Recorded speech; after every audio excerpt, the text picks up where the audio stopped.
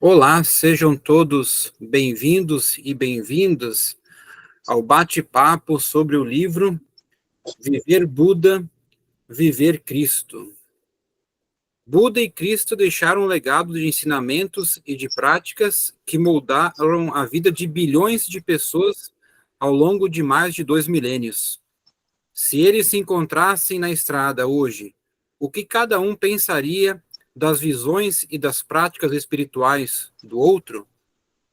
No bate-papo, os convidados Fernando Altmaier Júnior e Raoni Sintra Carvalho vão refletir com os participantes sobre um dos maiores presentes do autor para a humanidade, ensinamentos atemporais e práticas meditativas que nos auxiliam a cultivar a paz e a viver de forma mais plena e consciente. Seja bem-vindo, professor Altmaier, é uma honra recebê-lo neste encontro e peço que faça a sua apresentação. Obrigado. A minha apresentação só pode ser única. Encontrei Buda na minha vida em vários momentos. Um muito querido e amado quando encontrei a Moja Coen, que é minha amiga do Zen Budismo aqui de São Paulo, e ela ainda trabalhava na Liberdade, num bairro profundamente nipônico, oriental, e eu fui lá na Sangha, a qual ela estava naquele momento vinculada, e ganhei de um bispo, vamos chamar assim, de um monge especial lá, um Buda que está cercado de crianças, que eu nunca tinha visto. O Bodhisattva quase como um avô cercado de crianças, uma pequena estatuinha. E chegando em casa, coloquei essa estátua ao lado de Jesus, que eu sou de ascendência católica. Um dia uma minha tia, que não é muito ecumênica, olhou e falou: "O que eles estão fazendo juntos?" Eu disse: "Conversando profundamente sobre a tua vida." Ela parou de falar e levou um susto, porque não pensou que Buda e Jesus iam falar dela. E então eu vivi esse momento emocionante, duplo, de ganhar uma pequena estatuinha do Buda com as crianças, que me impressionou, e depois com essa tia chata que queria questionar por que o meu Jesus não podia falar com uma outra pessoa tão maravilhosa e linda como Buda, ou como porque Buda estava se enxerindo no meu santuário e conversando com o Jesus que ela achava que era dona. Então, eu aprendi muito disso, depois muitos outros budistas e muitas pessoas iluminadas também não budistas passaram na minha vida. Então, me sinto honrado como professor da PUC de estar conversando aqui com Raoni, cada um de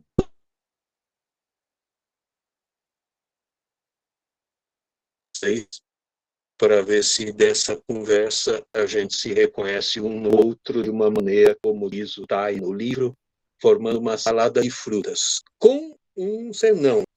Quando eu era criança, eu pensava que fazer aquela gelatina multicolor, sabe, aquela que a gente faz de pedacinhos e junta e depois põe aquele creme branco em cima, é uma coisa adorável.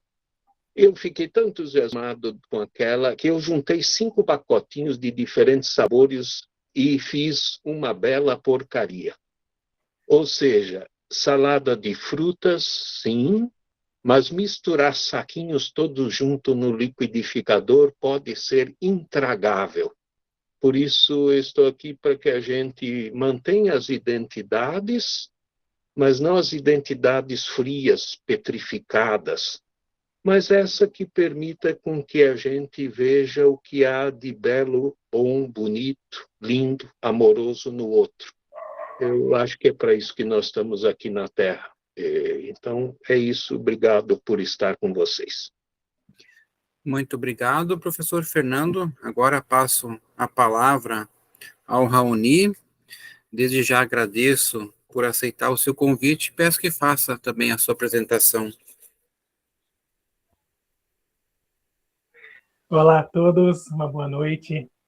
Eu me chamo Raoni Sintra, né? Eu sou o facilitador da Sangha Zen Mantiqueira, né? Que é um centro de prática budistas que segue as orientações do mestre Thich Nhat Hanh, né, que hoje nós vamos ter a oportunidade de conversar um pouquinho sobre esse livro maravilhoso.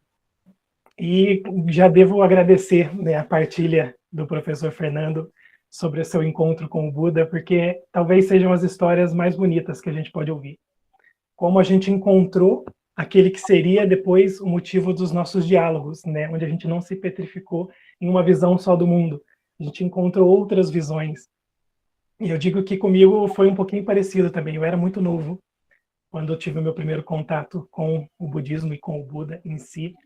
Eu tinha 12 anos de idade, de uma família extremamente católica, e nesses 12 anos de idade eu estava numa aula de história, estudando a história da Índia, e não tinha absolutamente nada sobre o Buda em si no livro, mas tinha uma nota de rodapé. Eu lembro até hoje, eram 2 linhazinhas nessa nota de rodapé, falava sobre o Buda. E o que eu li naquelas 2 linhas mexeu comigo de uma maneira tão profundamente, ainda sendo criança. Eu lembro até hoje que o meu pensamento no momento em que eu li aquilo foi: como que uma pessoa maravilhosa dessa, eu nunca ouvi falar dela dentro da igreja? Olha o pensamento de criança, né? Se a pessoa prega o amor e o bem e a sabedoria, eu devia ter ouvido falar dela já.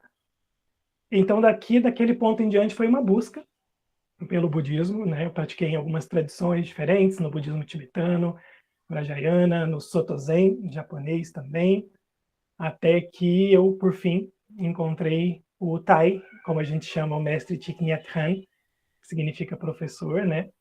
E aí, quando eu encontrei o Tai, foi como se eu tivesse chegado em casa. Como está aqui na parede da Sangha, cheguei e estou em casa. Foi a sensação de chegar em casa, de que eu não precisava mais procurar nada. Porque o Tai, ele trazia o espírito que eu acreditava ser o espírito original do Buda, que não o espírito de você se fechar numa doutrina, se fechar num único pensamento, mas o espírito de acolher, de dialogar, de conversar, de experimentar. Né, o Tai dizia, né, como o professor Fernando citou, né, fazer uma salada de frutas, né, porque ele adorava dizer isso, né. Nesse trecho que o Fernando citou foi até legal, né. Um dos outros representantes daquele encontro ecumênico dizia: a gente vai conversar com as religiões, mas a gente não vai fazer uma salada de frutas. Isso e aí, quando foi a vez do Tai, ele diz: eu adoro salada de frutas. Salada de frutas pode ser maravilhoso se a gente souber como misturar as frutas, se a gente souber como dosar aquela doçura, né? Tudo aquilo pode funcionar muito bem. Reforço o que o professor falou, não é uma questão de misturar de qualquer jeito. É uma questão de misturar de forma consciente, de forma amorosa, de forma que preserve as raízes e as intenções de cada tradição, para que seja realmente um diálogo. Então, estou muito feliz de estar com vocês. Hoje eu tenho mais de 20 anos de prática budista, e eu posso dizer que nesse tempo, como aluno do Tai, né, hoje aluno do Tai, eu não me tornei menos aberto para as outras crenças, eu me tornei mais aberto, porque esse é o espírito do Tai, o espírito de abrir-se, o espírito de doar-se. E esse livro do qual nós vamos falar outro, talvez seja a grande obra do Tai sobre esse diálogo, né, entre tradições e entre espiritualidades distintas. Agradeço muito e vamos conversar um pouquinho.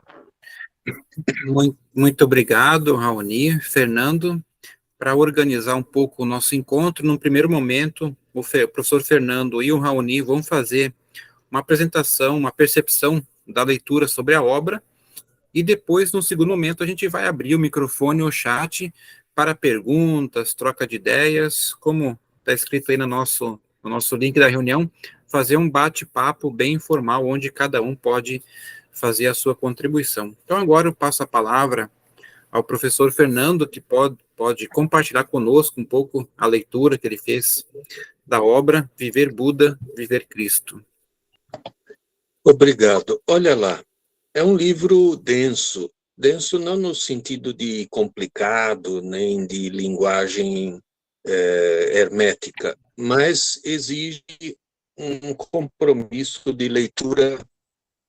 Confesso eu aqui no fim do ano, corrigindo provas, eu falei, nossa, isso aqui é mais exigente do que eu estou pensando.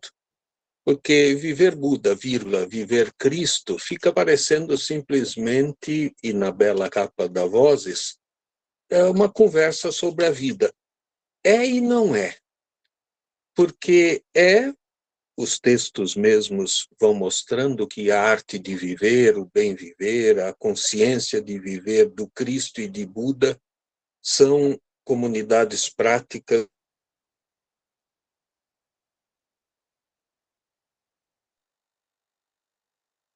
como a fonte de uma identidade importante, inclusive na igreja cristã. Fala de uma última ceia, que é a primeira ceia.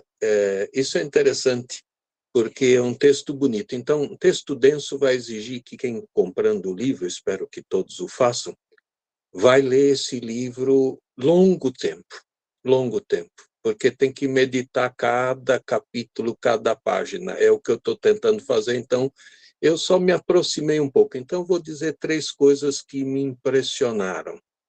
Uma, logo no começo, essa palavra que ele coloca como abertura, logo depois dos prefácios, tranquilizai-vos.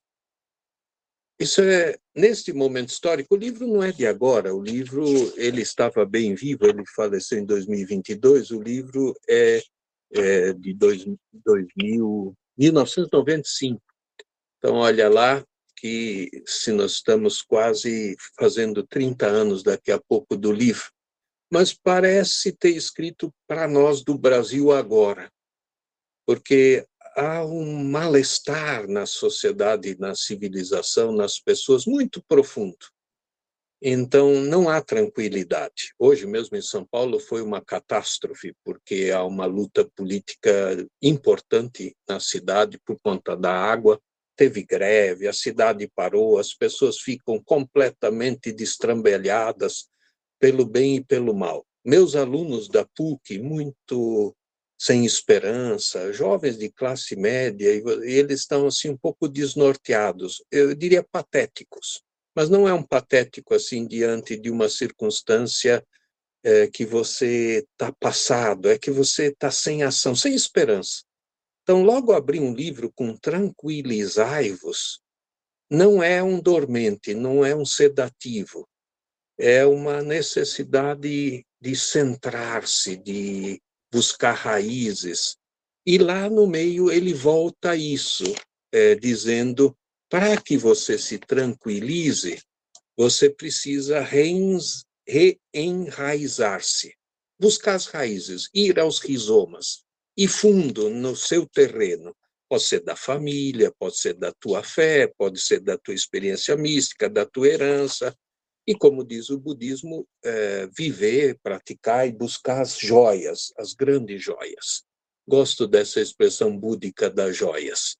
As joias tríplices, quádruplas, octávas, no sentido do caminho óctuplo, não importa o número de joias, o que importa é você ir ao tesouro. Então, essa parte, inclusive, de você cultivar a compaixão, rememorar o passado de tua família, eu achei muito importante. As pessoas de outras tradições estão sempre em busca da sua própria tradição. Ele cita até uma jovem que, depois de um retiro lá, disse: eu me sinto mais judia que nunca. Ela era judia, mas foi participar de um retiro espiritual com essa dimensão e ela descobriu que foi um monge budista que me inspirou a retornar à própria fé. Isso não é uma coisa simples. A consciência plena, a prática profunda daquilo que você está buscando, é algo que faz você... Isso é profundamente cristão e budista. Santo Agostinho diz uma frase e me impressiona nas suas confissões, quase uma meditação realmente profunda. Tarde te amei, beleza tão antiga e tão nova, passei a vida inteira buscando você fora de mim, tu estava no mais íntimo do meu íntimo, íntimo intimeor meo, no mais íntimo de mim mesmo, não tem eu. Para brincar com os budistas, tem não eu. E esse não eu não é o nada, é algo muito mais profundo, Atma, Anatma, né, dizem os hindus. É você compreender que é parte de algo maior, que você é criatura, mas você também é criador. Você é parte do todo, mas você também é vulnerável. Então, eu achei isso muito importante e cheguei à leitura lá no final do capítulo do livro com aquelas perguntas que ele faz, inclusive, e achei oportuno, à própria igreja, sobre uma das questões mais complexas que há para a teologia católica, que é a questão da salvação. E ele questiona o Papa João Paulo, à época que ele escreveu, o Papa era João Paulo II, teria sido, acho que, outro livro se ele encontrasse agora Francisco. Porque o João Paulo tinha uma convicção bem polonesa de que a salvação só tem uma porta, que é Jesus. E que essa porta, de alguma maneira, ela reduz a perspectiva soteriológica a essa fé, a essa crença de que você deve dizer sim a Jesus.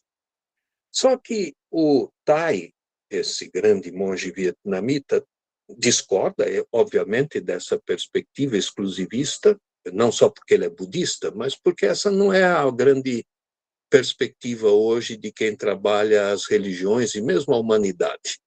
E diz, não, o Espírito Santo une mais a humanidade do que a pessoa histórica de Jesus. Claro, para o católico, o cristão, Jesus salva. Mas isso não significa que não possa haver outras portas, outros caminhos. Houve no passado, antes que Jesus se encarnasse. O próprio Leonardo Boff fala que Maria é a grande porta que apresenta um caminho de salvação, porque ela foi o templo do Espírito Santo, que no seu ventre encarnou Jesus. Então, antes da segunda pessoa da Trindade chegar ao mundo, a terceira pessoa encontrou Maria para poder fazer com que ela pudesse parir o Filho de Deus encarnado. Então, veja que esse debate que o Tai coloca é de primeira ordem. É difícil, é um tema que vai exigir abertura de todos os lados, não só dos budistas, dos cristãos, até dos ateus, porque também eu tenho aluno ateu que diz nada disso é bom e verdadeiro, e joga no lixo, às vezes, a criança e a água suja. E eu acho que também é uma arrogância de uma certa fé científica ou moderna, ou da ilustração, do Aufklärung, do pensamento, que não ajuda. Então, eu li o livro com muita emoção, fiquei impactado com o livro, até uma hora que eu senti uma mordida no Tai dando em mim, ele já está na eternidade, foi quando ele questionou a questão dos pobres dentro da teologia católica. Eu acho que ele compreendeu de um modo e eu compreendo de outro. Eu até gostaria de conversar mais com ele. Acho que um dia vou ter essa chance celeste, mas por enquanto vou conversando com o Raoni, que foi discípulo dele, porque eu acho que há uma compreensão na página 87 sobre o que os teólogos da libertação, a qual eu me ligo, da opção pelos pobres, que não é de desprezo aos ricos. Mas isso, para quem saiu do Vietnã perseguido, que viveu na França e nos Estados Unidos, é compreensível.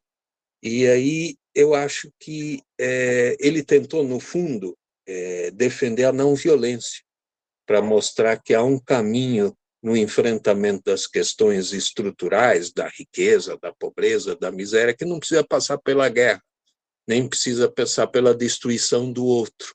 Mas eu acho que aqui valia um papo de que talvez o que nós chamamos hoje de caminho de mudança exige que os ricos também mudem, como obviamente exige que os pobres também mudem.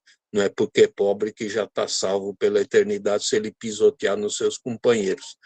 Mas esse foi o único momento que eu fiquei assim com uma espinha na garganta. O restante, eu ficava impressionado como um budista pode falar de uma maneira tão apropriada, respeitosa, profunda sobre Trindade, Espírito Santo, Nossa Senhora.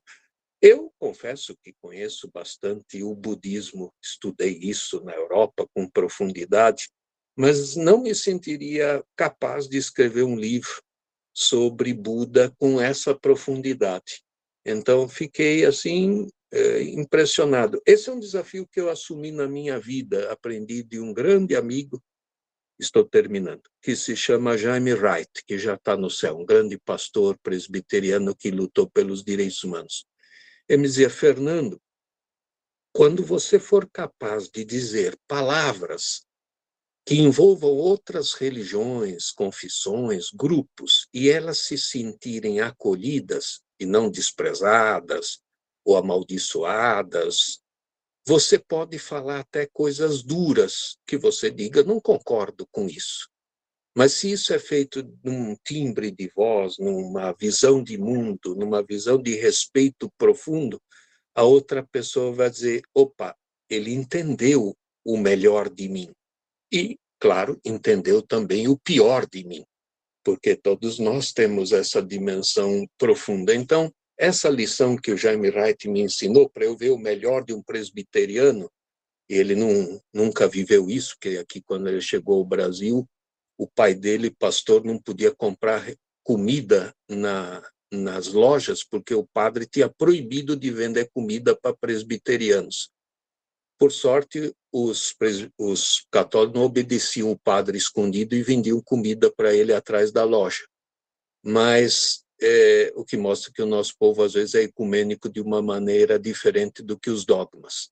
Mas isso fez sofrer muito o pai dele a ele. Como podia, até dentro da mesma religião, não está nem falando de outra religião, uma pessoa desprezar o outro simplesmente por sua confissão religiosa. Então, ele viveu a vida inteira tentando mostrar para os outros, e mostrou para mim, o quanto é importante a gente construir pontes, a gente abrir caminhos, a gente compreender o melhor da outra tradição. E, quando formos amigos, também conversar sobre o pior da outra tradição. Mas, primeiro, a gente vai falando do melhor, para pelo menos a gente aproximar um pouco. E depois, no amor, a gente pode falar de coisas que nos incomodam. Eu falo com minha esposa de coisas que nos incomodam, porque é a minha esposa, com os meus filhos, com a minha família. Na sala de aula é mais difícil, porque às vezes o aluno não está muito preparado para ouvir quando eu dou uma mordida nele. Deveríamos chegar a esse nível também. Então, eu gostei demais do livro, foi um aprendizado e vou ler de novo com mais calma cada pedaço, cada um dos 10 capítulos, porque são muito, muito profundos e fecundos. Eu gostei da frase que ele cantou quando encontrou umas crianças lá, que é eu me refugio no Buda, e aí a menininha que cantou com ele, que não era obviamente budista, disse eu me refugio na Virgem Maria. Aquilo é muito lindo. Então, obrigado. É isso que eu aprendi numa primeira leitura. Igual quando a gente vai na casa de alguém que dá a você uma comida tão saborosa, você tem vergonha de pedir, mas depois a coisa é tão gostosa que fala, dá para dar uma segunda rodada? Então, esse livro merece uma degustação de longo prazo. Obrigado. Muito obrigado, professor Fernando, por sua apresentação e percepção da leitura do livro. E agora eu passo a palavra ao Raoni para que possa apresentar o seu aspecto de visão de leitura da obra. Obrigado. E, primeiramente, agradecer ao professor pelas palavras. Poderíamos ouvi-los até um pouquinho mais. Estava maravilhoso suas partilhas. A gente agradece muito. E gostaria de começar, então, meu compartilhamento com vocês, tocando um pouquinho, né? Como o que nós queremos aqui é um diálogo, vamos dialogar.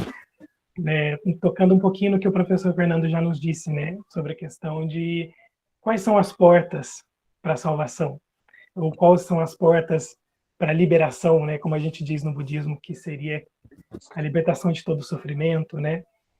E dentro do budismo, né, a tradição budista diz que durante a vida de Buda, o Buda deu 84 mil ensinamentos. E outras fontes textuais dizem que o Buda, ao longo da vida dele, encontrou-se com 84 mil pessoas.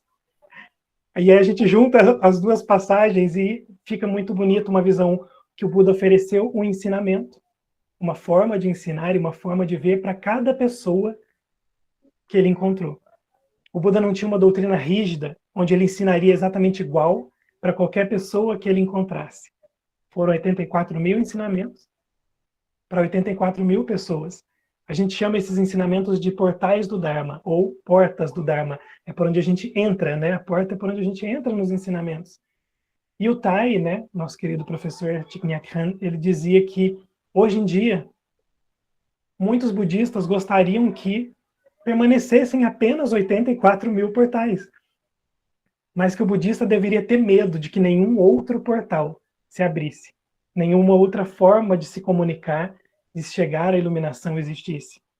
E aí que entra o diálogo com outras tradições, porque outras tradições e outras formas de ver o mundo podem ser novas portas de entrada para essa liberdade, para essa sabedoria, né? Não só as 84 mil que a gente já tem. Há espaço para mais, há espaço para o diálogo, há espaço para abertura. E o que esse livro nos faz é abrir mais uma porta, onde os budistas vão se sentir muito acolhidos ao entrar em contato com os cristãos e os cristãos se sentirem acolhidos ao entrar em contato com o budismo também. Eu precisei desse diálogo quando eu era mais novo e eu conheci o budismo pela primeira vez, porque eu era cristão, eu era católico, uma criança católica. E quando eu comecei a estudar o budismo e seguir aqueles ensinamentos e achar aquilo maravilhoso, eu tive um conflito. Opa, estou me desviando da minha religião, que era católica. E se não houvesse havido um diálogo entre o Buda e o Cristo dentro de mim, provavelmente eu não teria seguido o caminho do budismo. Mas esse diálogo aconteceu. E eu me lembro que eu era muito novo, estava lendo uma passagenzinha da Bíblia, justamente sobre o Jesus falando sobre a árvore, que uma árvore boa não tem como dar frutos ruins. Uhum.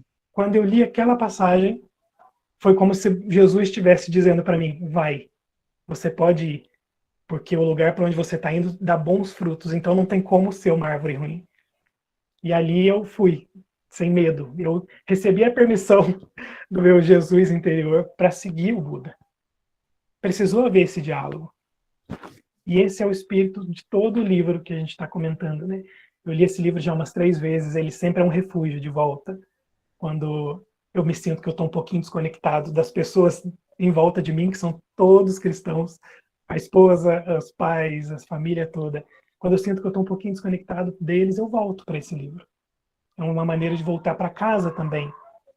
O Tai dizia que você sofrerá muito se você se desconectar das suas raízes. Né? E o Tai não dizia isso baseado apenas em uma filosofia simplista.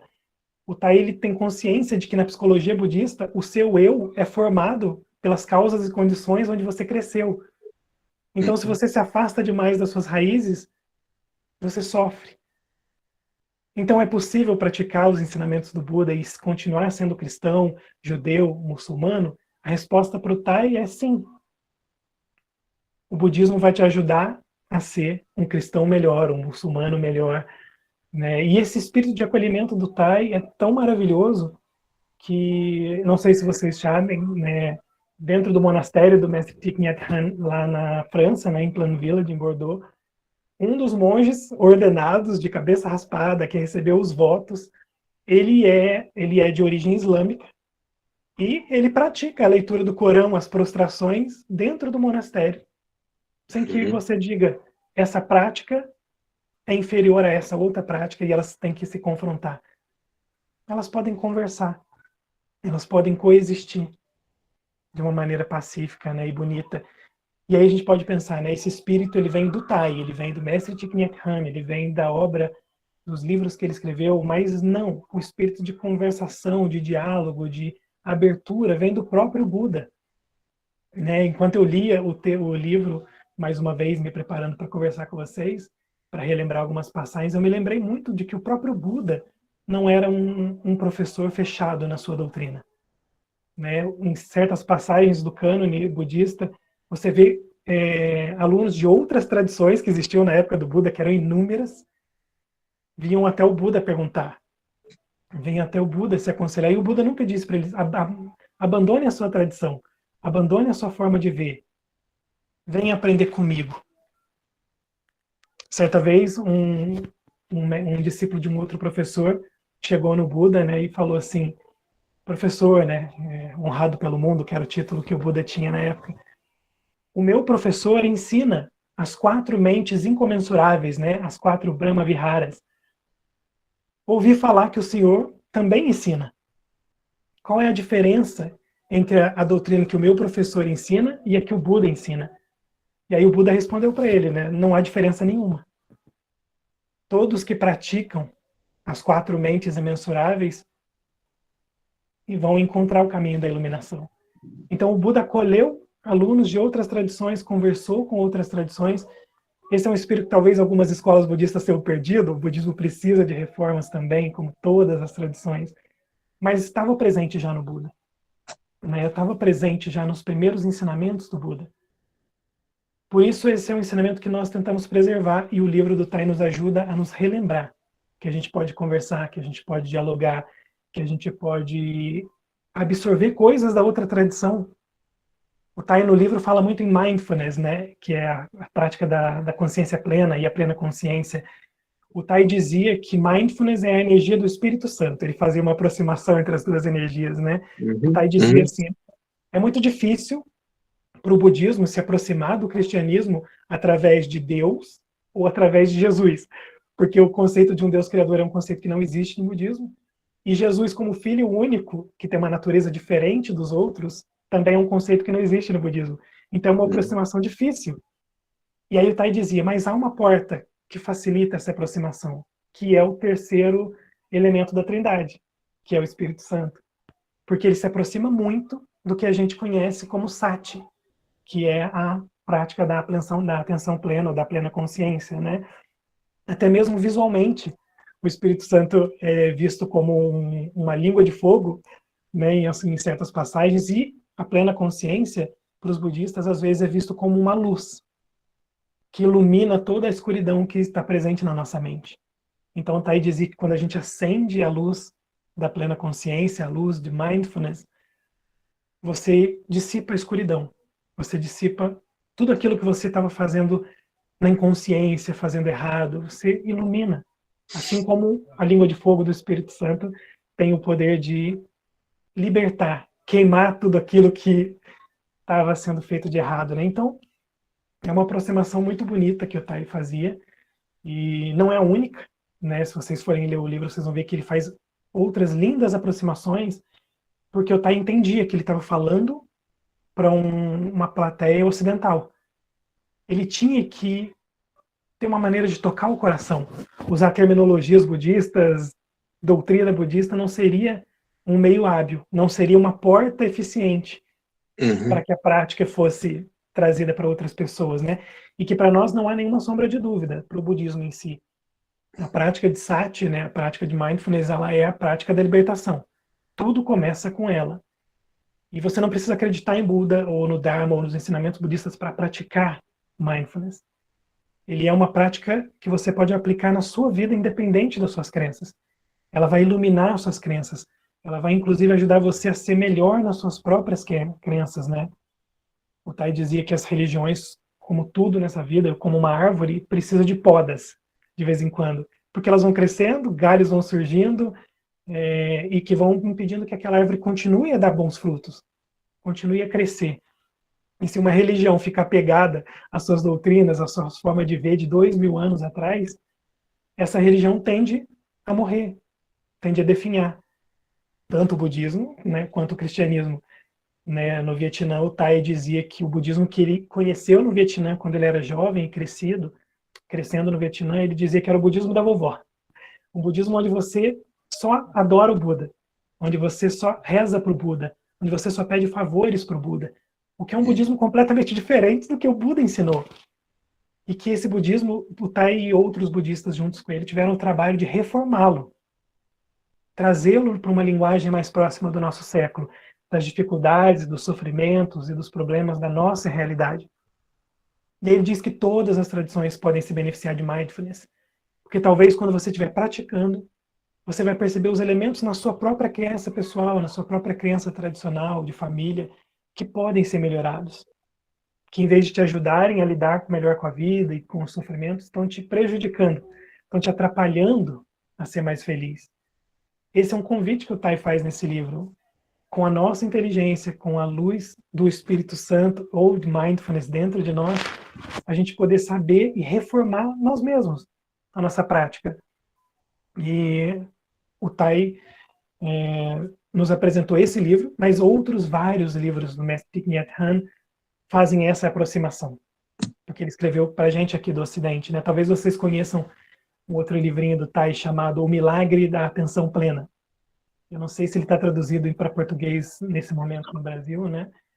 E milagre é um termo não budista em essência. Então, o livro do Tai em si usa um termo que não é tradicional para a gente, o termo milagre, né? Por quê? Porque o Tai estava tentando conversar, levar essa forma de ver diferente para outros, para os cristãos, para outras formas de ver para aqui, para o Ocidente. Então, quando a gente fala em milagres, nesse livro vocês vão descobrir que o Tai ele numerou 7 milagres, que são os 7 milagres da atenção plena, né? E como esses milagres conversam com a tradição cristã, né? É muito lindo. Se vocês forem dar uma olhadinha nesses 7 milagres, vocês vão encontrar uma aproximação com os dons do Espírito Santo, com outros elementos da doutrina cristã que são muito bonitos da gente fazer essa aproximação, né? Você vai encontrar um dos milagres que é o dom o não medo. O Buda dizia que você pode oferecer 3 grandes presentes para as pessoas. O primeiro deles são os bens materiais, alimentos, riquezas, ajudar uma pessoa em necessidade, né? Seria caridade. E aí o Buda também dizia que o segundo presente, que é melhor do que a caridade, são os ensinamentos. Você pode ensinar aquela pessoa como ter mais liberdade, como ter mais sabedoria, quando ter mais compaixão. Só que aí o Buda disse que tem um terceiro presente que é ainda melhor do que a caridade e do que os ensinamentos, que é o presente do não medo. É quando você exemplifica tão profundamente os ensinamentos e o caminho de prática e a iluminação, que a outra pessoa olha para você e vê em você uma pessoa que não tem medo, que transcendeu a dualidade, que transcendeu os medos do mundo, que transcendeu todo o sofrimento. Esse seria o maior presente que a gente pode oferecer. E o que é esse não medo do que, por exemplo, a fortaleza, né? O dom da fortaleza, dos dons do Espírito Santo, é você ter plena certeza do que você vive, né? O dom das línguas, quando a gente está em mindfulness, quando a gente está em plena consciência, a gente é capaz de ouvir o outro, estar presente para o outro, compreender o outro. Quando a gente está nesse estado, a gente é capaz de se comunicar com o outro. Porque a gente está tão presente, tão aberto, tão disponível por causa da energia de mindfulness, que a gente é capaz de se comunicar perfeitamente. O que é o dom das línguas se não se comunicar? Né? E aí o Tai dizia, não é só se comunicar com outras pessoas, mas se comunicar com a própria Terra. O que o planeta está pedindo hoje? O que o reino animal e vegetal, o que as pessoas estão se manifestando e você não consegue ver? Quais são os sofrimentos que a sua família, que a sua esposa, que seus filhos estão tentando te comunicar, mas com a sua ausência, você não está ali para eles, você nunca consegue ver. Então o Tai aproxima os ensinamentos, ele nos diz, você é capaz de receber os milagres da atenção plena e os dons do Espírito Santo, basta você praticar, basta você incorporar essa energia, basta você viver esse caminho, não como teórico, mas na prática, né? Tentando realmente ser um representante de Cristo aqui no mundo. E não só alguém que diz eu sigo Cristo, mas alguém que imita Cristo. Ele até chega a citar isso nesse livro. Não basta você ser cristão, você tem que imitar Cristo. Você tem que ser como Cristo foi. E para os budistas isso é muito válido também. Você tem que imitar o Buda, você tem que ser uma reprodução do que o Buda foi. E para essa reprodução não ser só artificial, precisa que a energia do Espírito Santo e de mindfulness esteja desenvolvida em nós.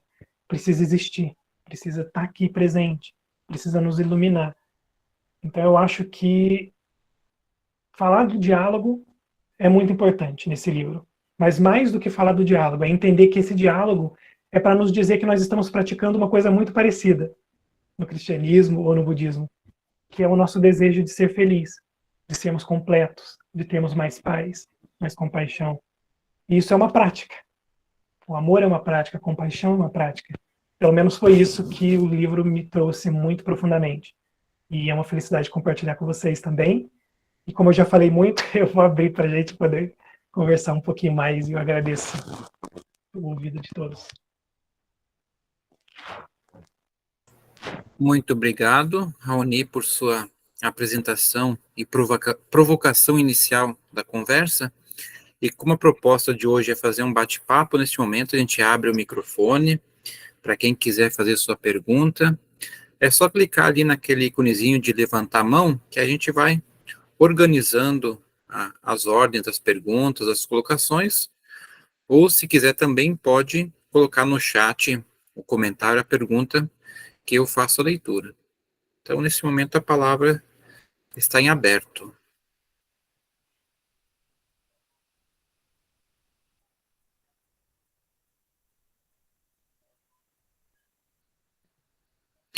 Maurício, pode abrir seu microfone, se quiser abrir a câmera também, para ver o seu comentário, fique à vontade. Bom, vou tentar destravar aqui o pessoal. Gente, boa noite, sou Maurício, eu sou mestrando em Ciência da Religião aqui em São Bernardo do Campo, e, Fernando, sou um dos ateus, mas não do que acha que está tudo ruim, viu? Que todos os casos são possíveis. Que bom, eu acho também. E por isso mesmo eu estou aqui, né? Enfim, então, e aí eu queria falar até um pouco sobre isso, né? Eu tenho uma das minhas preocupações, né? Enfim, tem um autor chamado Mark Jugasmeyer que diz o seguinte: que existe um abismo imaginado entre o mundo secular e o mundo religioso. Uhum. E eu também acho, né? Enfim, humildemente. Então, para a gente desfazer, né, enfim, esse abismo, a minha pergunta é a seguinte: existe também um abismo imaginado entre o Oriente e o Ocidente? Essa vez é disso que estamos aqui falando um pouco, né? Eu vejo que o Raoni trouxe, né, enfim, bastante coisa, de uma preocupação, né, enfim, né, enfim, de trazer a discussão para uma linguagem mais ocidental, né? Eu tenho estudado um pouco também, né, dentro dos meus muitos limites, né, com uma grande amiga chamada Maria Aparecida, uma outra corrente budista, do budismo Nichiren, né, no Brasil e no mundo todo, né, a maior corrente é a SGI, né, uma corrente leiga. E, inclusive, acabou de falecer o presidente da SGI, né, o Daisaku Ikeda, agora faz uns 10 dias. E que tem também um pouco essa preocupação, um pouco não, tem muita essa preocupação, né, enfim, de conseguir, vou dizer com muitas aspas aqui, ocidentalizar um pouco, né, enfim, a sua mensagem, inclusive trazer muito uma cara secular, né, enfim, muitas pessoas nem entendem que a SGI é uma organização religiosa e tudo mais, porque não é o caso daquilo que estamos aqui falando hoje, isso não está dado. Mas seriam essas tentativas, de fato, de tentar, né, de desconstruir, mostrar que esse abismo é imaginado e não real, que dá para atravessar, né, esse imenso vão entre esses mundos? Começo eu, depois Raoni. Sim, há uma distinção. Abismo, aí não sei, precisaria verificar se é para baixo ou se é para cima, que há abismos profundos, abissais, e abismos que são intergalácticos. Eu acho que abismo não é uma palavra adequada, mas viu aquela foto quando a noite chega num pedaço do planeta e a outra é o Sol? Então, há uma distinção óbvia entre Oriente e Ocidente, e ela é salutar. O Papa João Paulo, inclusive, diz que são os dois pulmões que devem animar a humanidade. O pulmão da direita e esquerda. Dá para viver com um só pulmão, mas os riscos de pneumonia são gravíssimos. O Papa Francisco não tem parte do pulmão, por isso qualquer gripe, agora esta, impediu ele de fazer uma viagem importante que faria a Dubai para falar sobre o nosso planeta e o futuro da humanidade. Então, veja, os limites de um ocidental, de um oriental. Mas, atenção, há também as qualidades desta distinção. Porque o distinto ajuda a unidade, não atrapalha. O diferente soma. Então, Oriente gosta, e talvez as maiores religiões são todas de fato orientais, o cristianismo é de nascimento oriental, trabalha, por exemplo, muito a dimensão da ação, do perdão, como dimensões importantes. O budismo, que eu pouco compreendo, mas estou aprendendo, trabalha essa ideia da consciência plena, ou da compaixão, ou do encontro profundo de você com eu e todos somos um. Aquele momento de enfiar a mão na terra e enfiar a mão no céu, a mim me impressiona demais, que é o momento búdico por excelência. Estou conectado. Isto para o ocidental é quase louco, porque o ocidental acha que tudo é dialética, que tudo é oposição, que tudo é razão. Razão cartesiana, não é a razão humana mais profunda, porque a mais profunda é aquela do Blaise Pascal, né? O coração tem razões que a própria razão desconhece. Mas isso foi pouco aprendido. Então, acho que há uma conversa boa que faz com que nós ocidentais, eu sou de origem espanhola, alemã, aqui sou casado agora, minha esposa tem origem indígena, isso não é tão ocidental, mas de toda forma, a gente tem essa tradição greco-romana, essa coisa mais de Aristóteles e Platão, e mesmo o Jesus que a gente recebeu foi um Jesus de Plotino, um Jesus de Agostinho, não é o Jesus que viveu crises profundas em momentos de iluminação. Ele teve lá aquele toque da mulher hemorroíça nele e mexeu com Jesus. O pessoal põe ele como que sabedor de tudo, ele não sabia nada naquela hora. Foi ela que arrancou uma energia dele. Eu falo isso nas aulas dos alunos de psicanálise, eles levam um susto, porque Jesus é que foi terapeutizado naquele momento. Mas a nossa visão de ocidentais é que é mestre, é o senhor, é o guru, o que sabe. Mas também ele é o aprendiz, senão ele não pode ser mestre se não é aprendiz. Então, eu acho que o Oriente tem a aprender do Ocidente, o Ocidente tem a ensinar e aprender do Oriente, e essa conversa que pode talvez ser o grande momento da humanidade agora. Aquilo lá que os jesuítas tentaram, aprendendo algo da China, ou que o Marco Polo tentou trazendo lá como as curiosidades, podia ser agora nosso grande desafio civilizatório, aprendermos o que há na alma oriental que nos ensina, que o Tai foi um pouco a ponte.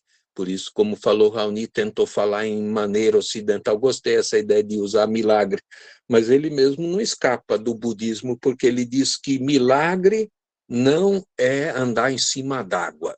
Milagre é andar com os pés no chão. Olha que interessante, é uma maneira muito adequada. Então, eu acho que sim, pode virar abismo se a gente rasgar o lençol completamente, mas pode ser talvez uma ponte frágil, mas que tem. A ponte da Turquia era uma ponte maravilhosa, só que agora tem um ditador que não permite a conversa. A ponte palestina-israelense era uma ponte frágil, só que agora a guerra e o ódio não permitem. Há muitas pontes. As culturas se manifestam por pontes, por encontros, só que nem sempre a humanidade está preparada, né? O Tsvetan Todorov trabalha isso. Quando chegaram aqui os espanhóis e os portugueses, podiam ter aprendido tudo que a alta tecnologia tinha aqui na América.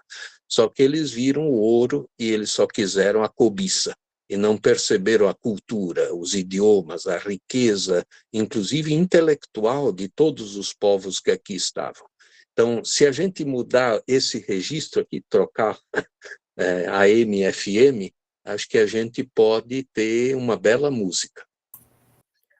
Ok, obrigado, Fernando. Raoni também, se quiser compartilhar.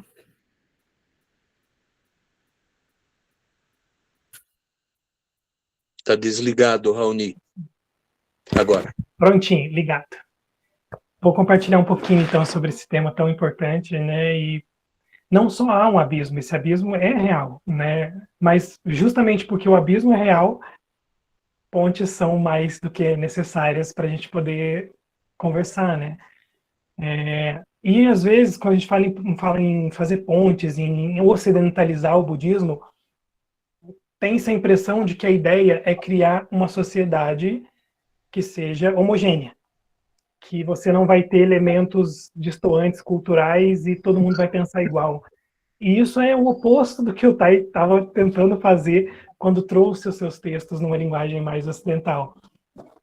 Se vocês forem para Plan Village, que é o monastério dele na França, vocês vão ver as práticas ritualísticas, vão ver as indumentárias, vão ver toda a ritualística feita em vietnamita.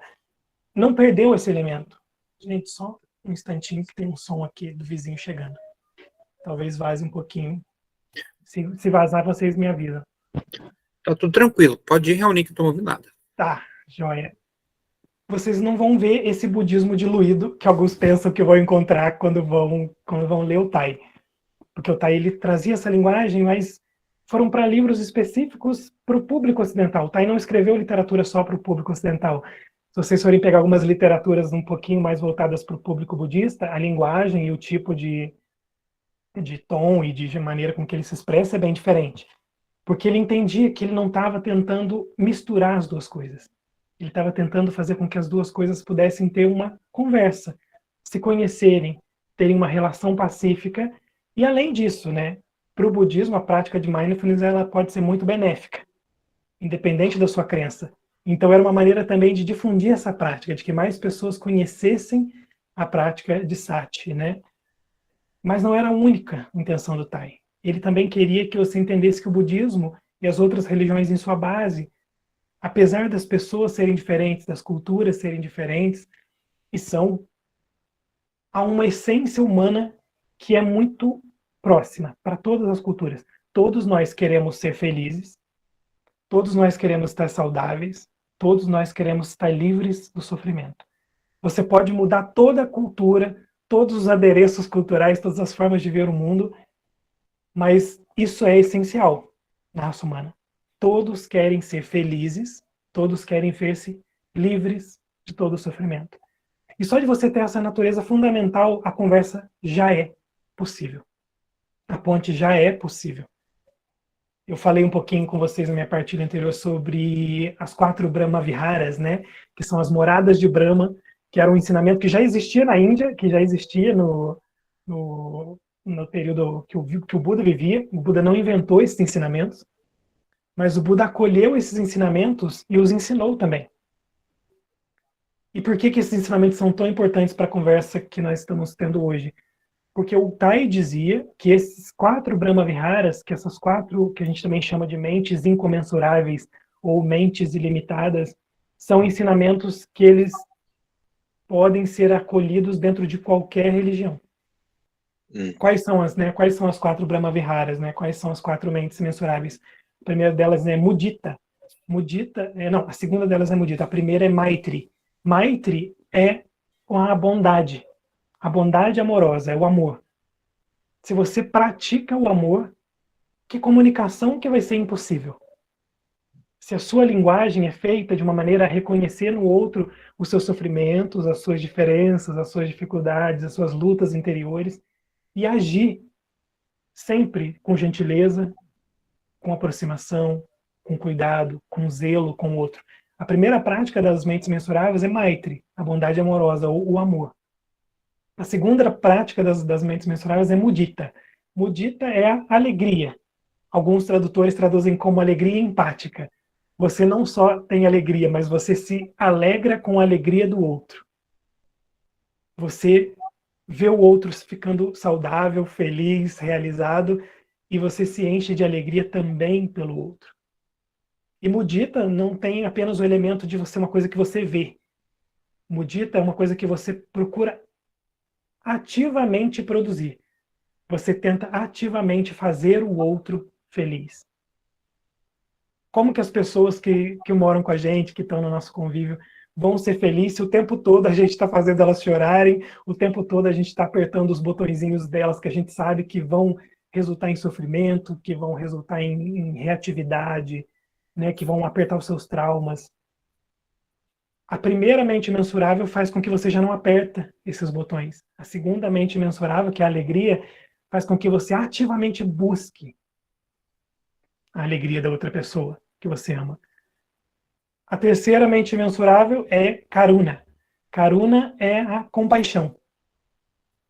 É você compreender que o outro sofre e você fazer de tudo para aliviar o sofrimento do outro.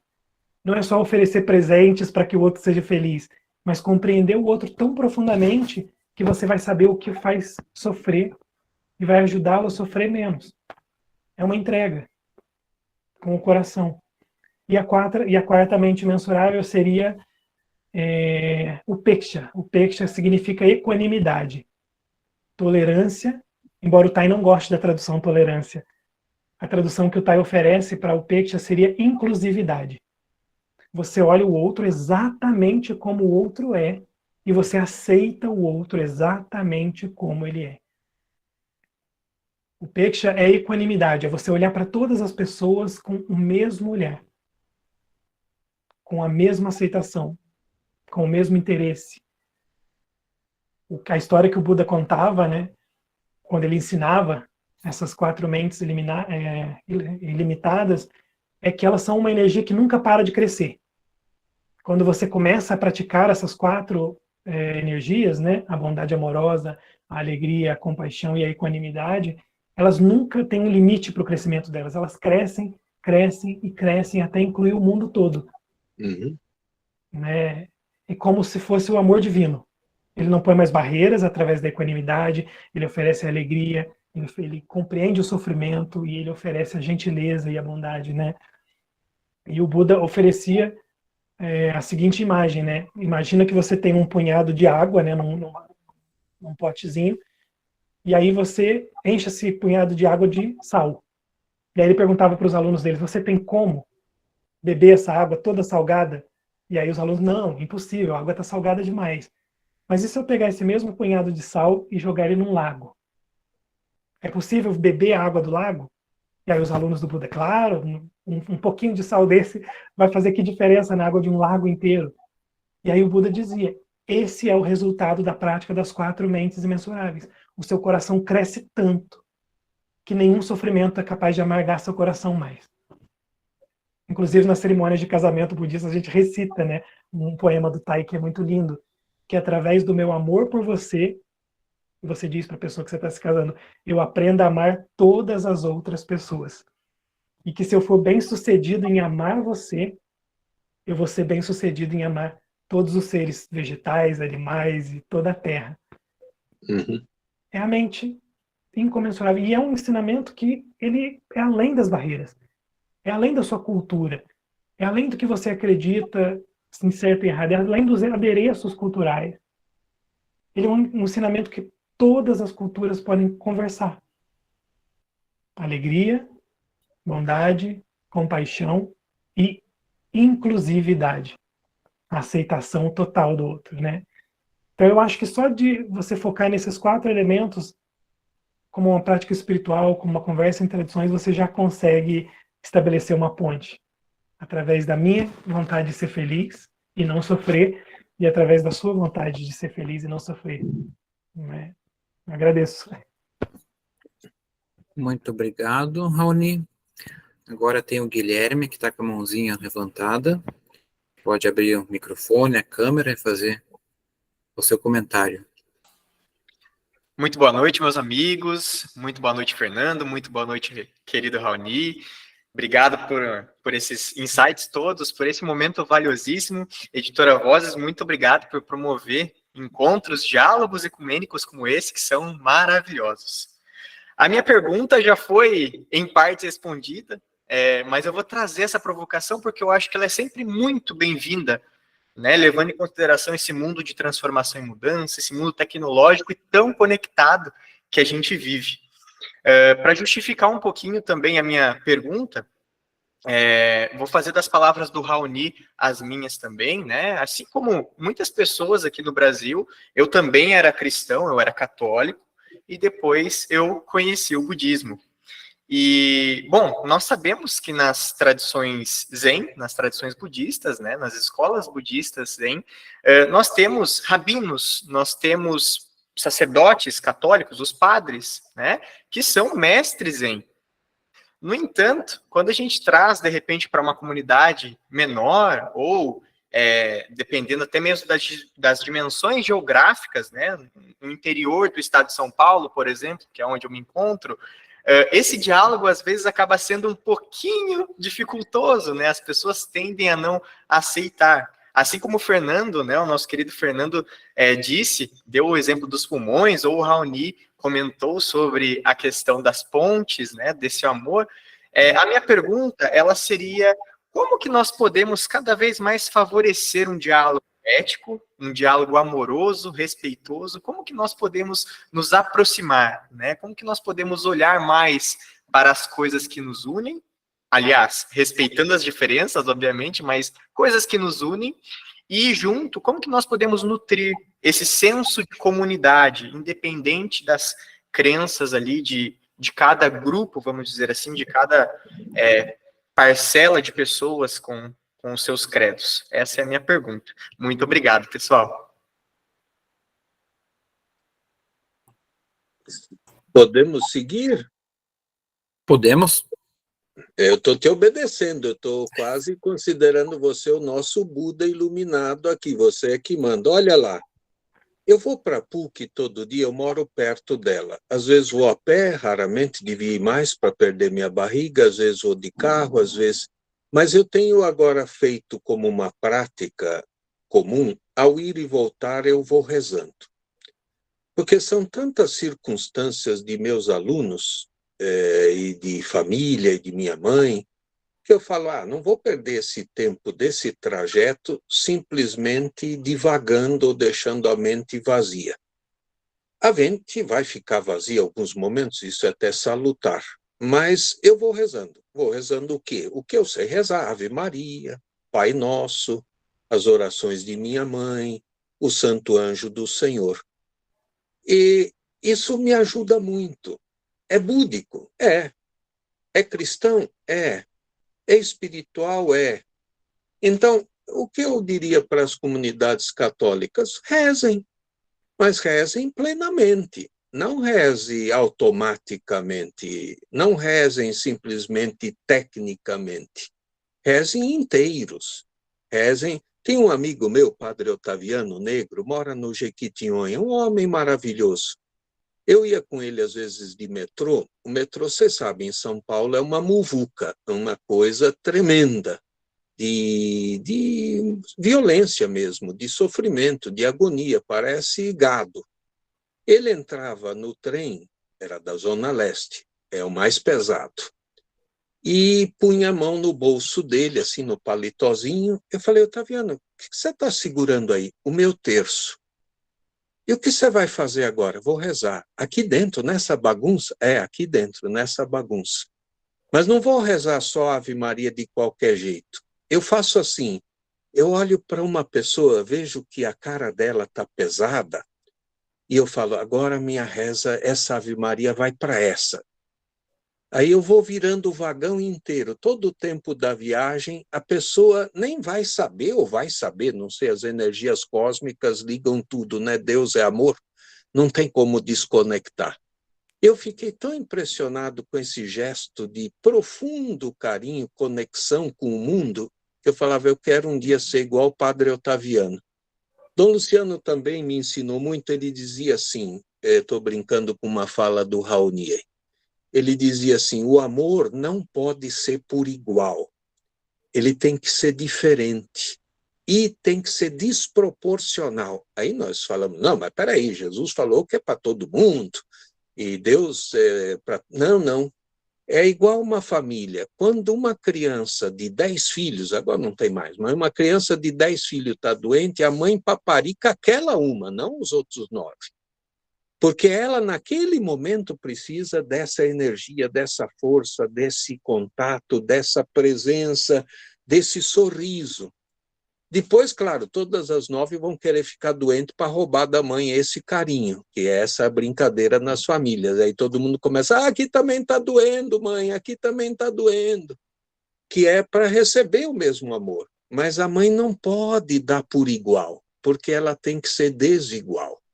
Não é desigual no amor, não é desigual no carinho, é desigual no momento, é desigual naquela hora. O Raoni trabalhou de relojoeiro, ele sabe o que isso significa. Então, você precisa, a cada hora, mostrar o que aquele momento precisa. Os gregos têm até uma palavra para isso, veja, o Ocidente também tem sua beleza. O Cronos é o tempo que vai correndo aqui no nosso reloginho, mas tem o Kairos. O Kairos é aquele momento único da iluminação, quando você viveu uma experiência profunda. A vida é feita das duas coisas. Louvado seja Deus se um dia a gente souber, nos cronos, nos minutos, ver o Kairos. Nem sempre a gente está tão estabalhoado, tão doido, que a gente não enxerga aquele jeito do Otaviano de olhar a cara de cada pessoa no trem e rezar por pessoas que ele nunca viu. Tudo bem, ele é padre. Ele pode fazer isso como profissão, mas ele não fazia isso como profissão, ele fazia isso como devoção. Ele fazia isso como uma conexão com aquelas pessoas. Eu fiquei muito impressionado. Então, eu acho que dá para um católico no interior do Brasil viver melhor esse momento. Por exemplo, inspirando, eu acalmo o meu corpo. É uma frase aí do texto do Tai. Expirando, eu sorrio.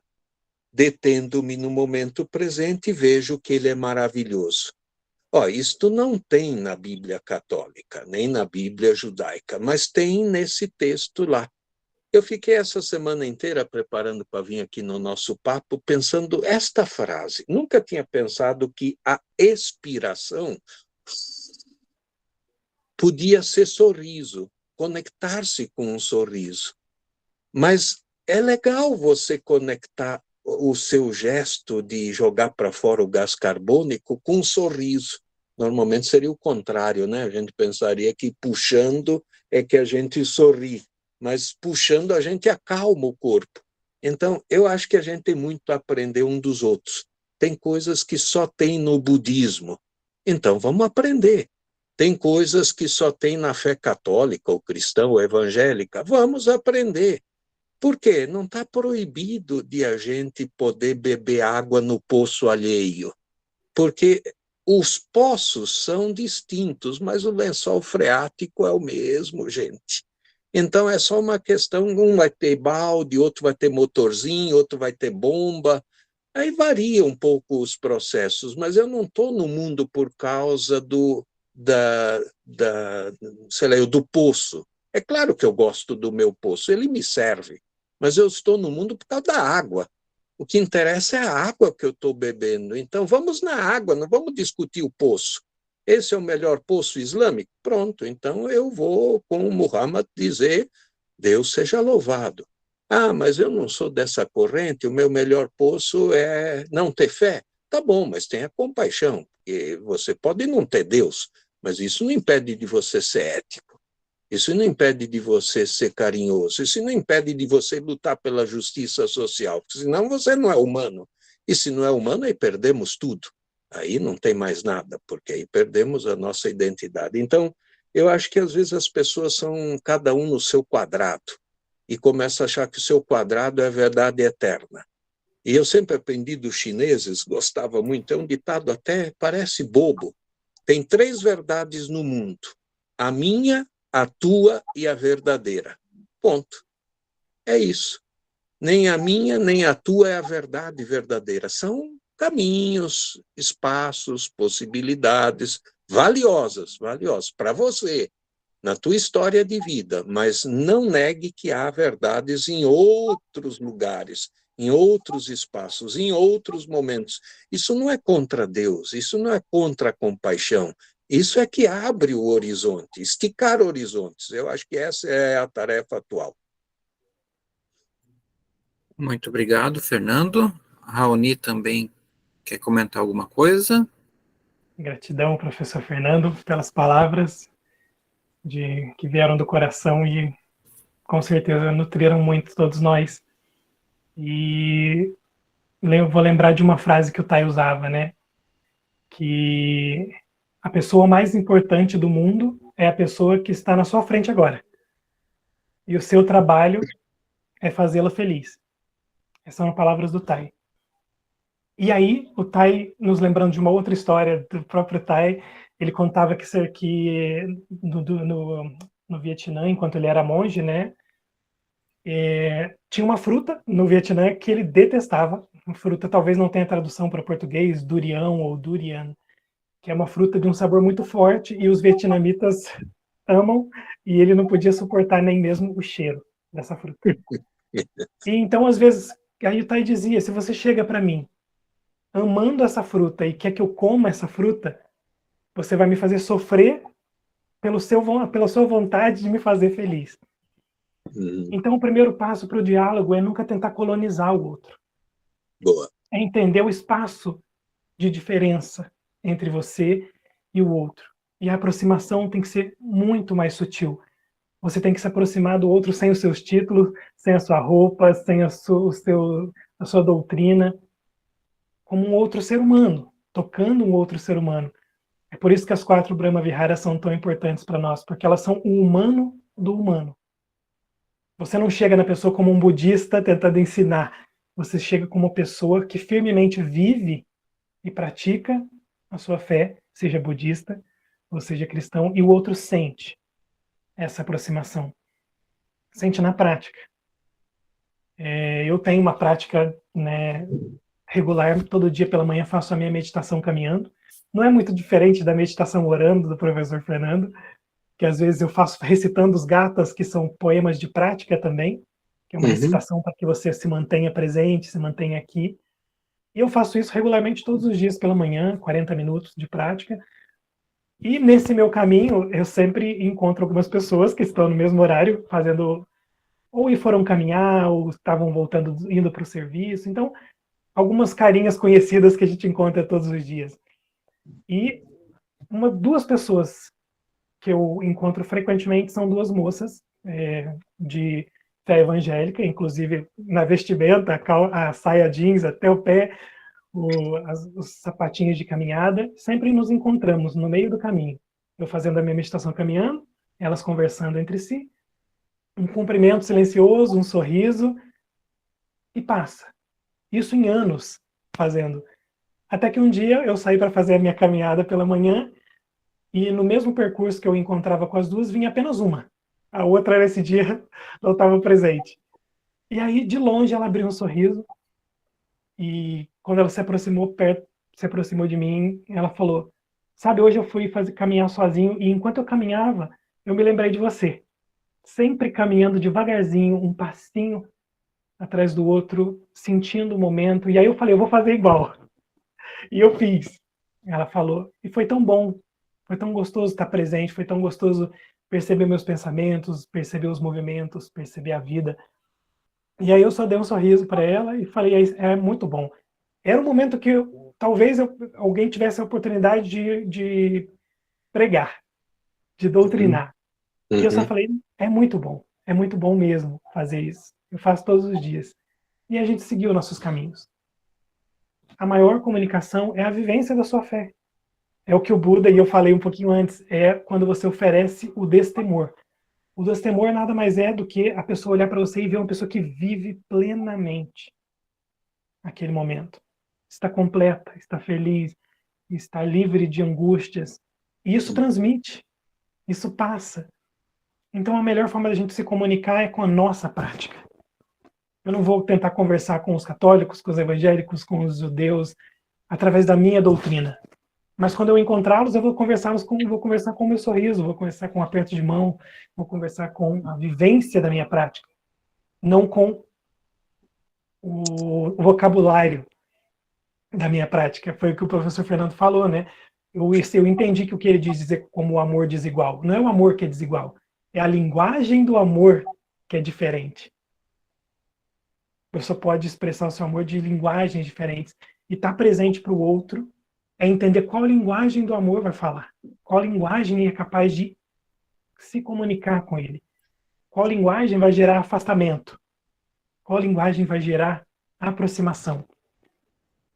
Eu sou budista, hoje em dia eu não tenho mais prática cristã e eu fiz muitas pazes com isso. Mas eu sei que muitos budistas que amam o budismo ainda lutam com as suas raízes cristãs e tem que parar de lutar. Acolha as 2 raízes, pratique com o coração aberto. Mas eu na minha prática individual, eu lidei muito bem com isso. Hoje em dia eu tenho uma prática budista totalmente, mas quando eu me despeço das pessoas, vai com Deus. Se eu sei que aquela pessoa é cristã. Por que eu não vou dizer? É só uma palavra. Só que ela expressa o meu desejo de que aquela pessoa vá bem, vá saudável, vá segura. Só que a minha linguagem do amor para transmitir isso para aquela pessoa é a linguagem que ela conhece. E se ela me diz, fica com Deus, eu respondo amém.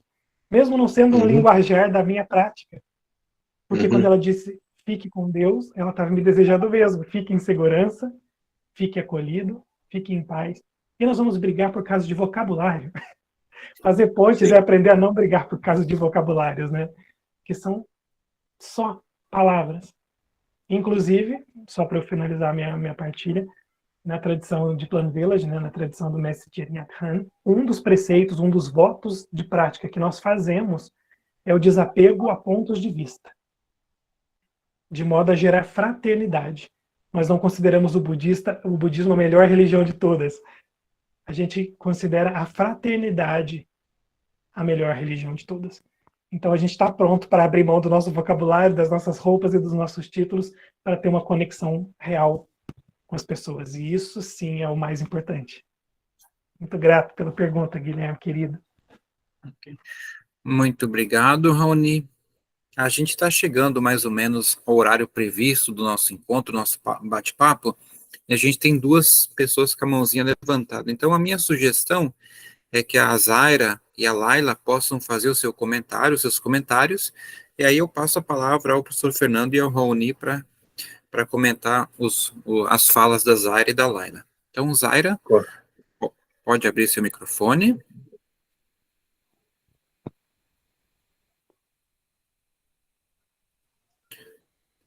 Boa noite a todos. Boa noite. Na verdade, eu não tenho uma pergunta, mas eu quero dizer que eu estou transbordando de gratidão aqui essa noite. Eu sou de Goiânia e eu por acaso, né? Não acredito no acaso. A página da Vozes apareceu nessa tarde e eu me encantei com o título do livro. E aí, pesquisando, vi que teria uma live e que era online e que era grátis. Eu falei, nossa, que oportunidade. Eu tô tremendo, porque me identifiquei em muitas passagens do professor, né? Em muitas citações do professor, agradeço demais. E nunca tive um contato tão próximo como nesse instante com o budismo. Então, Raoni, receba a minha gratidão. Você tem uma energia que transcende além da tecnologia e eu estou muito feliz por te conhecer assim online. Eu sou espírita,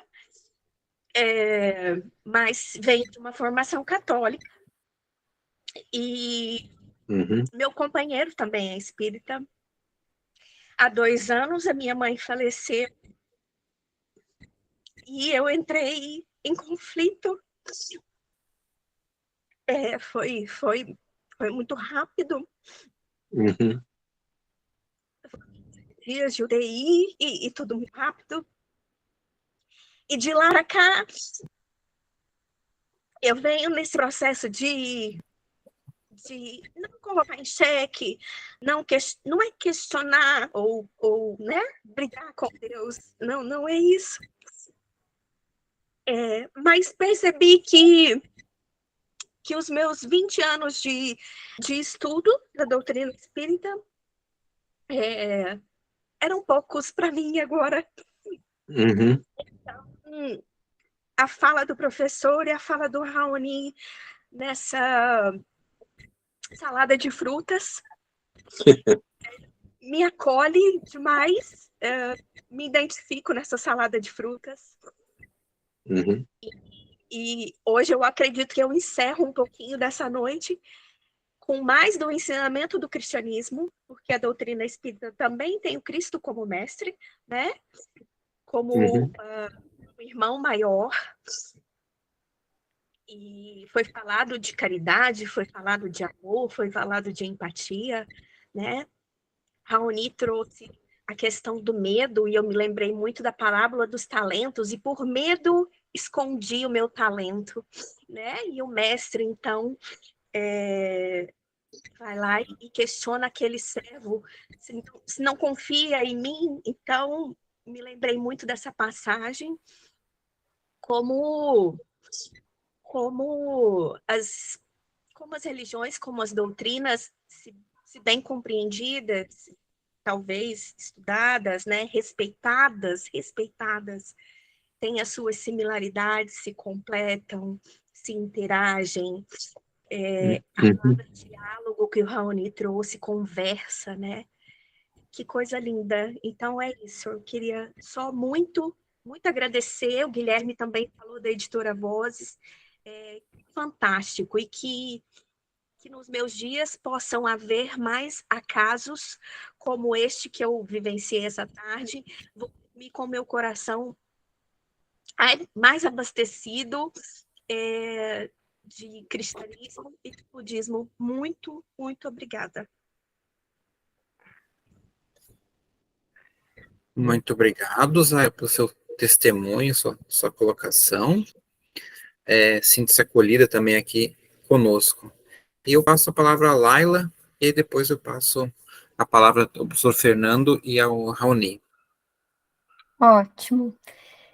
Zaira, obrigada por compartilhar, e também compartilho contigo de vivenciar, né, os estudos e a compreensão mais do espiritismo do que do budismo, apesar de eu já ter um conhecimento bem breve em relação ao budismo.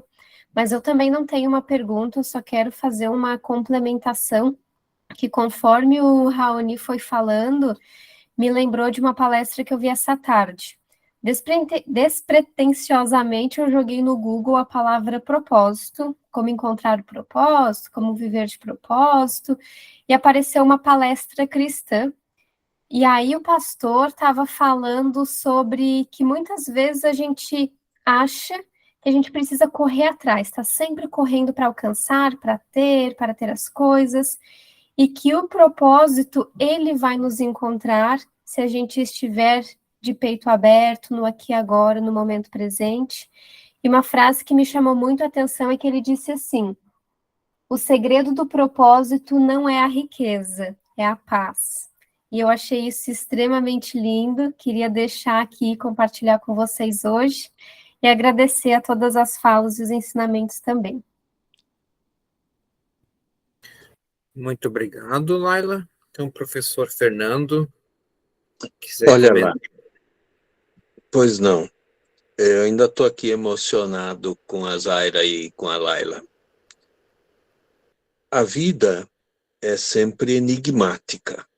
Também a nossa conversa aqui não tem verdades absolutas, mas tem as nossas experiências vitais, que são a nossa maneira de dizer uma palavra ao mundo, que senão, se a gente ficar sempre calado, os outros vão dizer, mas qual é a tua palavra? O silêncio ou a morte, dizia um grande sábio francês. Nós precisamos dizer, mas só podemos dizer depois de ficar quieto, porque senão a gente começa a tagarelar. Então, achei bonito vocês, duas mulheres, exporem isso, de que às vezes o discurso se esvai, porque no mundo, quando a gente vive um grande sofrimento, acho que o Buda sentiu isso também nas experiências de filho, de marido, quando saiu para o mundo e viu lá aqueles 4 momentos, lá o velho, o morto, a doença.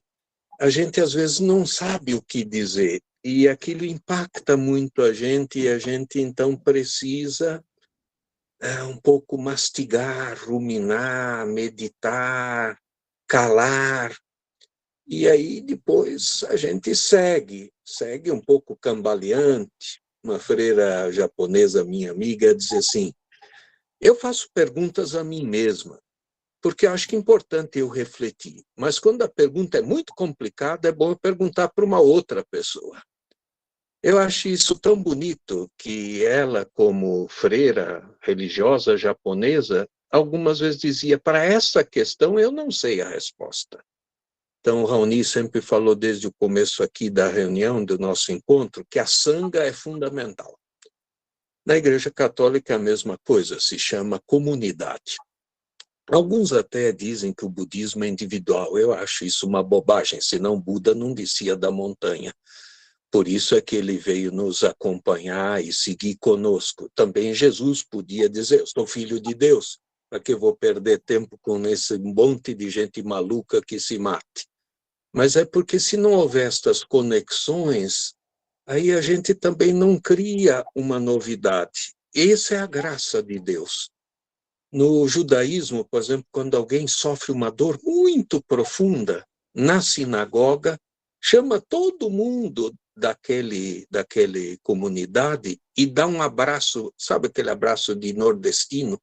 Junta todo mundo e dá aquele abração forte, a pessoa fica no meio, para ela sentir que na hora que ela perdeu a pessoa que ela mais amava, o filho que não podia morrer, toda a comunidade dá aquele abraço de corpo, de corpo. É interessante, o judaísmo é uma religião que fala de um Deus que é eterno, mas naquela hora da dor, o que mais importa para a comunidade é todo mundo como que amassar aquela pessoa para sentir que tem aquele monte de corpo tocando um no outro para dizer, você é uma de nós que agora está sofrendo esses corpos em volta de você, você tem uma comunidade.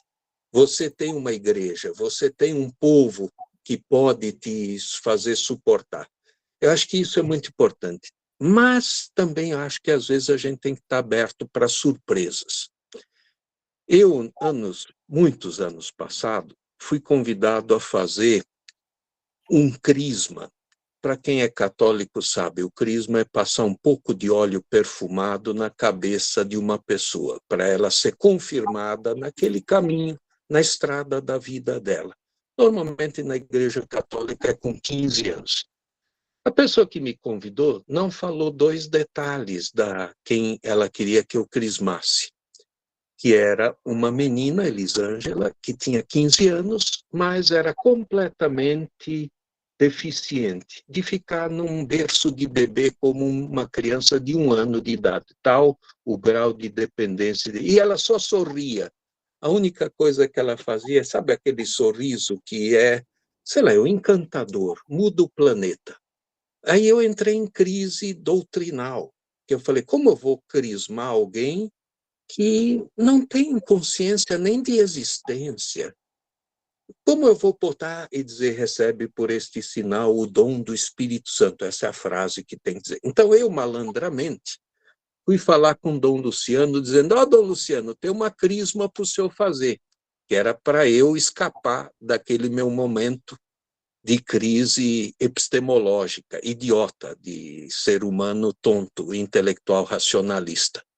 Dom Luciano percebeu, sei lá, Deus falou com ele, falou, não, joga de volta para o Fernando.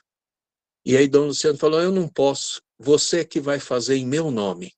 Então, imagina eu fazer o crisma em nome de Dom Luciano, que é um santo, um verdadeiro iluminado. Lá volto eu, no meio da favela, para fazer a crisma da menina, num berço, numa comunidade que se chamava São Francisco. A freira era uma espanhola completamente doida, que chamou todos os da favela, incluídos animais, para participarem da missa. Então veio passarinho, veio gato, veio cachorro. E, claro, foi um circo, né? Porque aquilo foi um verdadeiro zoológico. E eu lá ainda com a cabeça a mil, pensando como eu vou crismar uma menina que tem deficiência mental grave, como ela vai dizer sim para a fé cristã se ela não diz sim para nada. E aí houve o momento da iluminação do Espírito Santo, de Deus, podemos chamar momento de Buda, por que não? eu compreendi que ela é quem estava confirmando a fé de toda a comunidade, e não eu como ministro religioso. Ela que estava iluminando toda a família. O sorriso dela, na sua imensa deficiência, era o sacramento do Espírito Santo. Ela era o sinal, ela era o perfume de Deus.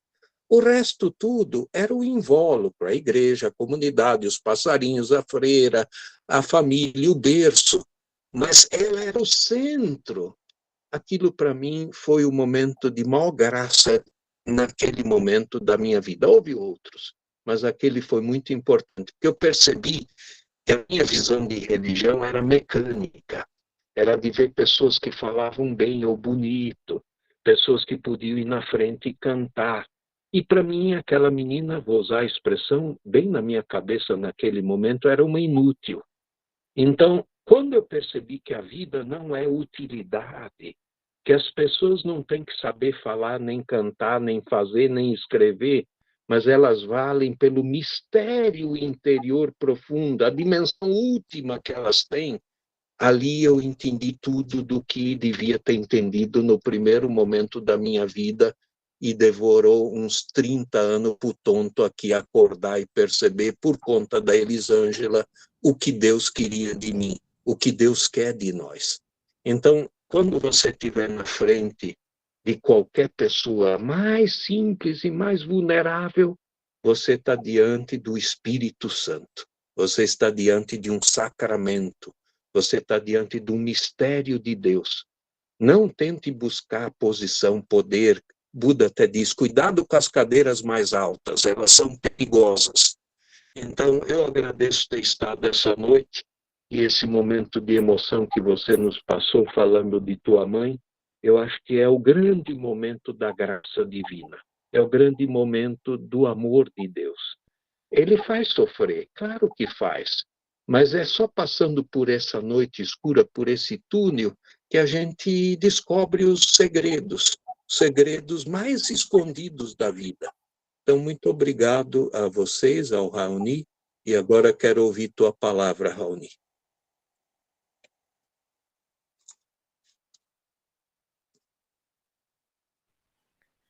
Querido professor Fernando, gratidão pelas suas palavras tão iluminadas para a gente hoje. E enquanto você terminava de falar, eu fui me lembrando de mais uma passagenzinha que o Tai nos conta nos livros dele, dessa vez uma passagem cristã. Inclusive, eu não vou saber os detalhes, como o Tai falava, eu não me lembro exatamente os detalhes, mas eu vou tentar recuperar o espírito do que o Tai trazia, né, nessa passagem. Depois já, né, da crucificação de Jesus, é uma passagem da Bíblia que após a crucificação, em que dois discípulos estavam voltando para Jerusalém. Eu não vou me lembrar quais eram os discípulos, vocês me perdoem. E aí um terceiro homem se juntou a eles nessa caminhada. E eles foram caminhando juntos para Jerusalém, esses três homens. Só que esses dois discípulos, conversando entre si, falando sobre o mistério, sobre o que tinha acontecido, sobre todos os eventos que tinham se desenrolado, enquanto eles caminhavam. E aí eles passaram a noite juntos, eles caminharam até Jerusalém, chegaram juntos na mesma casa, e na hora de que eles forem compartilhar a refeição juntos ali, aquele homem estranho que tinha se juntado a eles na caminhada e que permaneceu quieto durante todo o caminho, partiu o pão e distribuiu. E na hora que ele fez isso, eles perceberam que aquele homem era Jesus.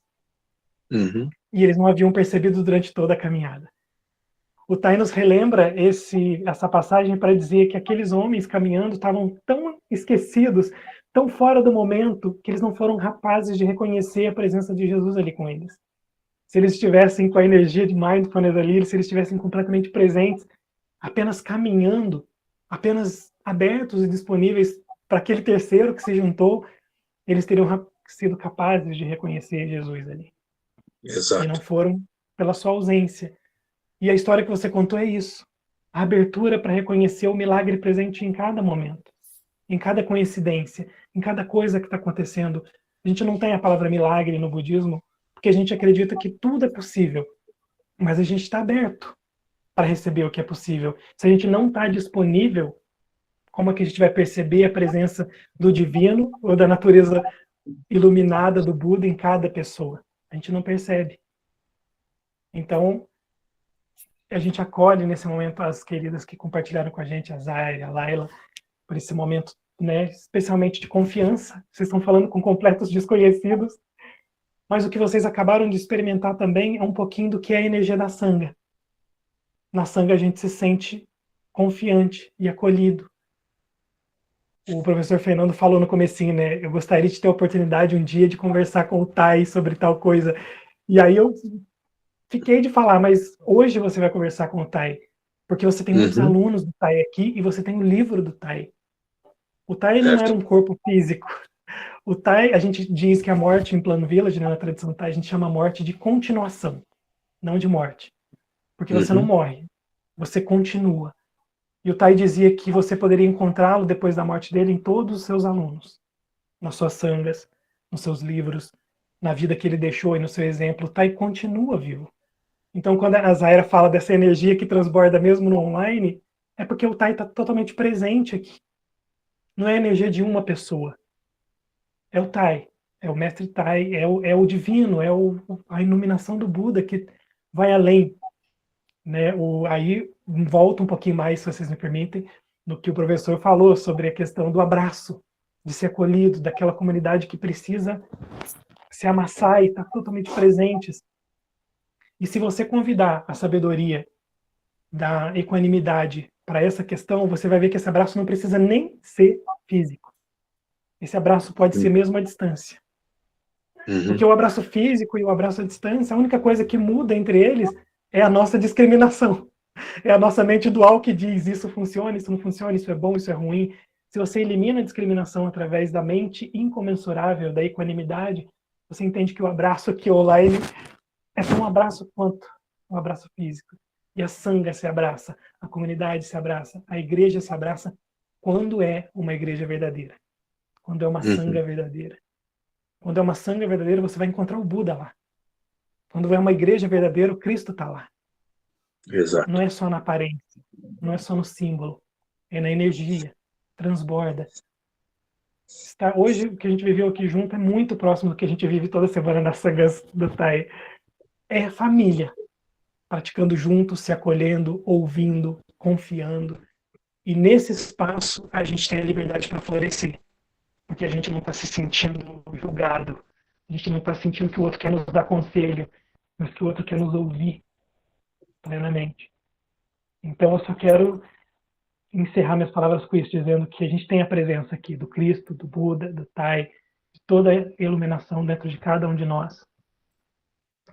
Por estarmos juntos, por estarmos de coração aberto, por estarmos praticando a escuta profunda, por estar praticando a fala amável. Então eu encerro assim minha partilha, acolhendo todos e agradecendo profundamente vocês por esse momento que nós tivemos juntos. Espero que possa repetir muitas vezes esses encontros tão lindos. Muito obrigado, professor Fernando. Muito obrigado, Raoni, por terem preparado este bate-papo, ter fomentado essas reflexões. Em nome da editora Vozes, também estendo agradecimento a todas as pessoas que estiveram conosco nessa noite. É um grande prazer a gente poder proporcionar esses momentos de encontro. Finalizo desejando a todos uma ótima leitura da obra, que possa ajudar bastante na vida de cada um. Faço um convite especial também a seguir a Editora Voz em nossas redes sociais. Lá vocês ficarão sabendo de todos os nossos lançamentos, publicações, conteúdos que a gente prepara especialmente para vocês. Então, encerro esse momento a todos, desejo uma ótima leitura e que nos encontramos em uma próxima oportunidade.